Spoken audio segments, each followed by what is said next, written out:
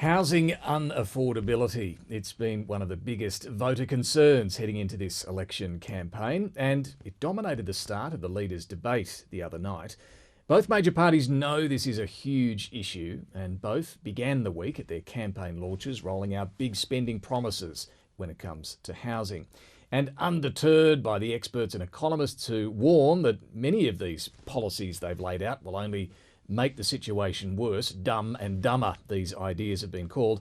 Well, the Prime Minister and opposition leader ignoring all of that. They've been visiting building sites during the week. They've been denying their plans will make the situation worse, and they are appealing to first home buyers, suggesting that they have the answer to their problems.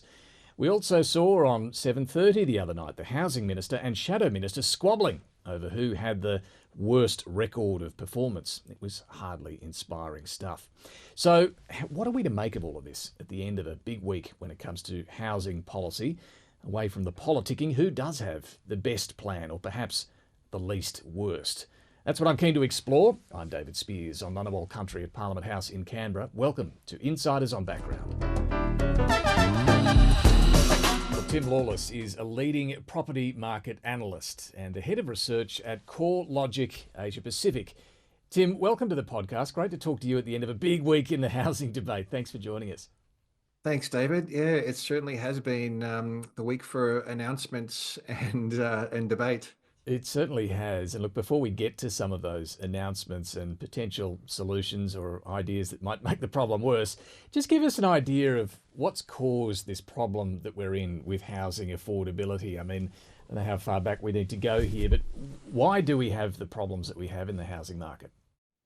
Yeah, it's a long story and it's a complex one, but at the end of the day, this really comes back to the fact that housing values have risen a lot more than what incomes have. Even just the last 5 years, which is quite an extraordinary period, fair enough, but we've seen housing values rise a little bit more than 30% nationally, and the wage price index is up about 15%. But you can go back a lot further than that, go back the last 20 years, and it's a really similar ratio. Housing values have risen about double the pace of incomes, which simply means that if you're looking to get into the marketplace, it's very hard to raise a deposit. It's very difficult to demonstrate an ability to service a loan, especially when interest rates are quite high as well. So I suppose, long story short, you can understand why we've seen the current political debate being very focused on helping first home buyers getting their foot in the door.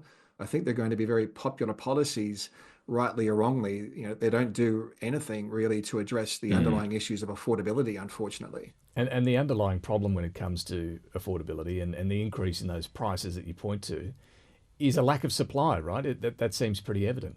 Well, absolutely. So, yeah, my first point around housing prices rising a lot more than incomes, exactly that. I mean, economics 101, when supply is very low and demand is high, you have a lot of upwards pressure on prices. And that's exactly what we've been seeing over a long stretch of time, not just this pandemic period itself, but you can go back to the early 2000s, and it's been a consistent worsening story.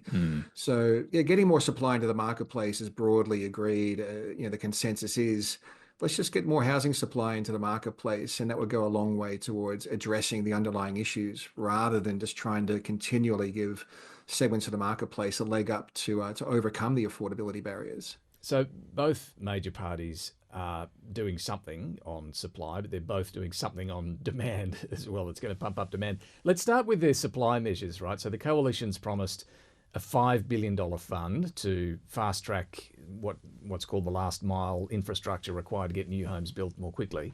The government's promising $10 billion to build 100,000 new homes for first home buyers, and would even get directly involved in financing and funding some private dwellings being built, which we haven't seen happen for a very, very long time. What do you think of those supply measures from the two sides? Yeah, but both are great policies. I probably tend to think the coalition policy of their $5 billion infrastructure fund has a bit more immediacy to it. Speaking to the industry, profitability in the construction sector is really compressed. It's very hard to demonstrate a feasibility to get housing stock into the marketplace with a profit margin associated with it, which is, of course, one of the key motivators for the private sector is, getting housing into the marketplace. They need to turn a profit. These are private sector companies. And one of the biggest challenges at the moment is the fact that construction costs are extraordinarily high. So covering those Mm. early stage infrastructure expenses, or at least partially covering them, I think is a good policy. But also, I mean, the Labor Party's $10 billion Housing Australia Future Fund and the Social Housing Accelerator, these are also good policies. They tend to be a bit of a slower burn. Getting a Mm. home into the marketplace is at least a 12-month build period for a detached home, a lot longer for multi-density styles of dwellings. So there's no quick fix here, unfortunately. On the Coalition's $5 billion fund to get new homes built, correct me if I'm wrong, but that's limited to greenfield sites. Are we talking more about the urban fringes being developed rather than infill higher density building in the cities? Yeah, I think that there's definitely a need for both of those styles of development. Speak to any urban planner or state government for that matter.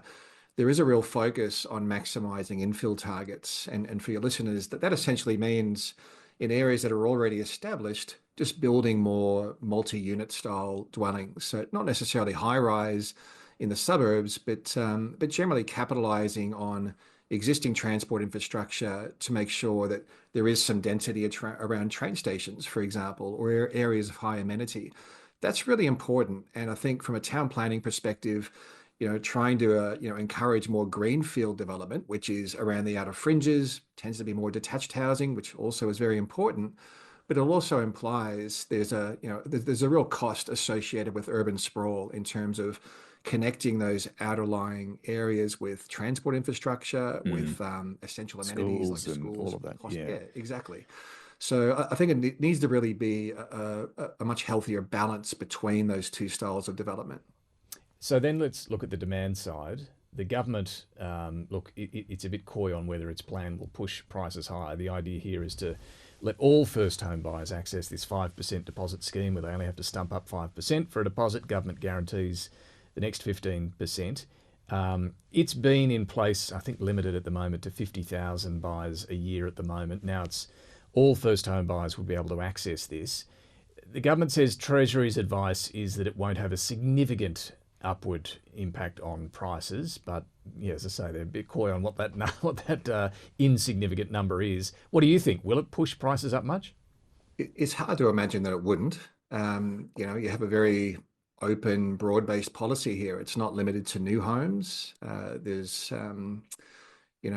free of means testing, for example. So it's a very open-ended policy. And when you think about the biggest challenge for first home buyers getting into the market, it's generally raising a deposit. So to my earlier words, I think it's going to be a very popular policy amongst first home buyers, and it'll probably be quite broadly taken up. But it kind of flies in the face of responsible lending for starters. 5% Mm. deposit, flip that over, it's a 95% loan to valuation ratio. And clearly that's a higher risk style of lending. It means the government's taking on some of that risk as well. So if probably unexpectedly we see housing markets move through a material downturn, that's a lot of liability on the federal government. And it also disrupts a private sector insurance industry. Lenders mortgage insurance is a really important part of the financial sector. So seeing the government take on that component of the business has also potentially means that LMI businesses become less viable, which is a really important part of credit more broadly beyond Mm. first home buyers. But in terms of the inflationary impact on housing, what would be your best guess at how this will impact on house prices? It's such a hard thing to try and Yeah. model, and to be honest, David, we haven't done the modeling on this, but I'd assume that it's 5% plus in terms of the sort of uplift we'd see in housing values from a policy like this. Just go back through history. Anytime we've seen a significant first home buyer stimulus policy enter the market, first home buyers have jumped on it. The most recent example was through the pandemic, where we saw the combination of the home builder grant, very low interest rates, and a lot of the fiscal support. First home buyers rocketed into the market. Previously, it was just after the GFC, and there was the first home buyers grant boost. Again, first home buyers rocketed up to about 45% of owner occupier demand. So I think a similar policy that we're seeing sort of rolled out now from both sides of politics, again, would probably see first home buyers jumping at the chance to enter the marketplace. And that extra level of demand almost certainly would be pushing up prices. And then what about the coalition's demand side measures? There are two things. They want to let first home buyers dip into their super up to the tune of $50,000 to buy their first home. There's also this new idea that they've laid on the table this week to allow for newly built homes, mortgage repayments to be deducted from your tax for 5 years. What would this do to house prices? Well, equally, this is pure demand side policy, right? Fair enough. The mortgage deductibility scheme is linked to new housing, so I think there's some good balance there. Hmm. But when That you that would add into encourage that, some new building, right? yeah, exactly. And I think that's probably a good example of a policy that's a bit more balanced. But when you add the access to superannuation to the tune of $50,000, I mean that's a massive leg up if you have Mm. that level of capital to access in your super fund. But then there's another demand side policy from the coalition as well, which is their aim to lower the serviceability buffer from 3 percentage points to two and a half Mm. percentage points, which And just explain that to people. So this is the buffer that APRA insists on coming out of the global financial crisis, I think, where you've got to show that you can afford a higher interest rate if rates should go up to what, an extra 2 or 3%. yeah, that's exactly right. So if you're applying for a mortgage on, say, a 6% mortgage rate, you need to demonstrate an ability to pay it back at a 9% mortgage rate. So bringing that down to say 2.5 percentage point buffer in itself would be a real stimulant to housing demand because it just opens up access to credit as well. Okay, so then putting all of those coalition measures together, that serviceability buffer, the dip into your super, and the ability to claim against your tax, your mortgage repayments if it's a newly built home, what will this do to house prices? Well, obviously, this is going to be pushing house prices higher as well, and arguably at least as much as the Labor policies. It's particularly when you look at the financial components of, well, first of all, deducting your mortgage repayments from your taxable income. That means you can probably demonstrate a higher level of serviceability, get a larger loan. Then you can access your superannuation to the tune of 50 grand and potentially demonstrate ability to service your loan on a lower mortgage Mm. rate as well. So it's kind of a bit of yin and yang on both sides. But yeah, I think that they're kind of similar. It's hard to know which one is going to be more stimulatory for housing, but yeah, both clearly favoring demand side policies rather than this elusive supply side that everyone's looking for. Yeah, so both of them risk pushing up prices by at least 5%. Yeah, absolutely. And I think that's probably fairly conservative. And I guess the coalition one, when you talk about dipping into your super and writing it off against your income tax, the higher your income, the more you're going to benefit from these things. This will particularly appeal to the higher income earners. Yes, absolutely. And that's a really good point. I think the Labor Party policies of 5% deposit guarantee will very much appeal to those that haven't been able to raise a deposit, whereas the coalition policies, if you have a deposit, you'd very much be preferring to benefit from Mm. 5 years of tax deductions from your mortgage repayments. So it really depends on your financial position at the time of purchase. What about negative gearing? Now, both sides aren't taking any change to negative gearing to this election, at least, or the capital gains tax discount. Would winding those back help or hurt housing affordability in your view? I think almost guaranteed it's going to be hurting housing affordability, particularly for renters. So if you look at negative gearing on the most recent numbers, which unfortunately are really lagged, the tax stats are up to 2021. About 42% of landlords were claiming a cash flow loss on their properties, but which is actually quite low. Go back to 2008, it was closer to 70% of investors were claiming a loss on their rental property. The Hmm. difference between those two timeframes is simply that mortgage rates back in 2008 were up around sort of 8 to 9%. And in 2022, they were more like around 2.5%. I think almost guaranteed when we see updated numbers coming out of the ATO around the middle of this year, we'll see that the number of investors or proportion of investors claiming a negative gearing benefit is just going to be going vertical due to the fact that interest rates have gone up so much. in a very short space of time. So changes negative gearing absolutely would see investor numbers diminishing in the marketplace, which logically means there's less rental activity or rental housing coming into the market, given roughly about 90% of rental housing in the country is owned by private sector, small scale investors, which we would typically call mum and dad investors. But just explain what would happen then if you had fewer people able to negatively gear a property because they're not going to benefit from it.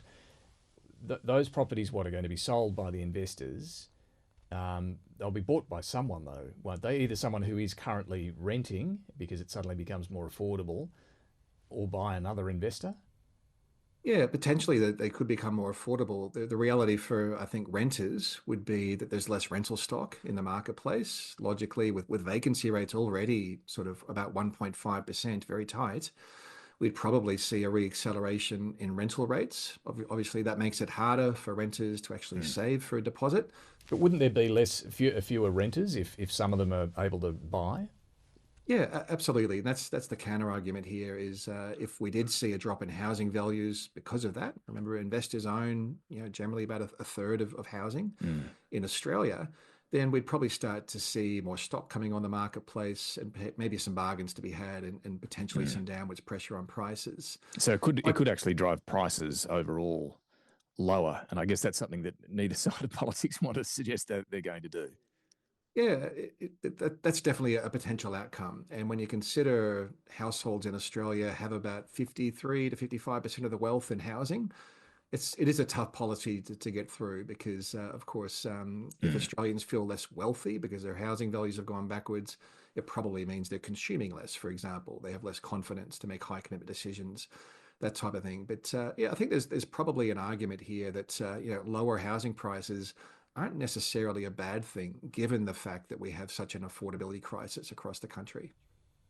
So, or just on that, you're suggesting, because both sides have said this week they do want to see ongoing price growth just at a more stable level. You're saying it wouldn't be a bad thing if we saw some price decline in the housing market. Yeah, I'm not talking about a crash in the marketplace, that's for sure. I think that would be debilitating for our economy, again, given the fact that we have such a large proportion of household wealth is in housing in Australia. But at the very least, a period where we saw housing markets moving in line with incomes or even a little bit less than that. I mean, that's the only way you're going to start to see metrics of affordability start to improve. Just to give you some context on that, the dwelling value to income ratio in Australia is about 8.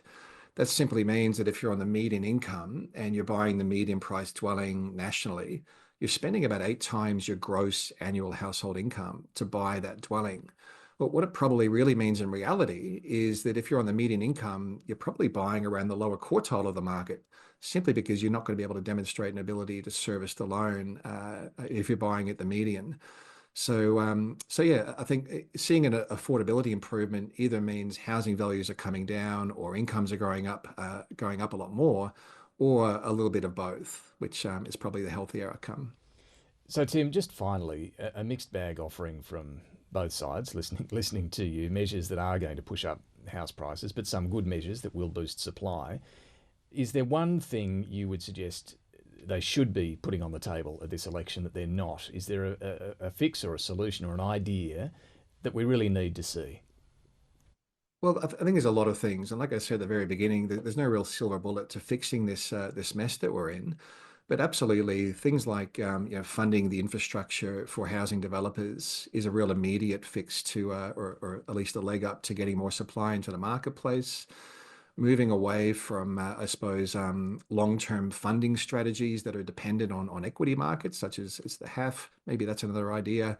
Looking at getting more skilled migration into the country specifically for housing trades would be another one. If you look at the competition between big infrastructure and residential construction activity, they're both competing for a really scarce pool of labor, which is simply driving up construction costs and extending building times as well. And then finally, of course, and we're seeing a bit of this, is more funding for training in the trade sector. I think, again, that's a slow burn, but we certainly need to see more skills in this sector if we're going to be addressing this supply crisis. Yeah, look, it's a complex, as you say, mix of solutions that are needed there, but really interesting to hear you lay it out and give us a much better understanding of what's going on and what's on offer at this election when it comes to the housing market. Tim Lawless, good to talk to you. Thanks so much for joining us. Absolute pleasure, David. Thanks very much. And thanks for your company. If you've got any thoughts on housing or any ideas for the podcast, do drop us a line, insiders@abc.net.au. We'll have a lot more on this on Sunday morning. I'll be talking to the Shadow Housing Minister, Michael Sukkar, and the Greens leader, Adam Bandt. Hope you can join us then for Insiders, 9 a.m. on ABC TV. You're making us all feel very excited about being here.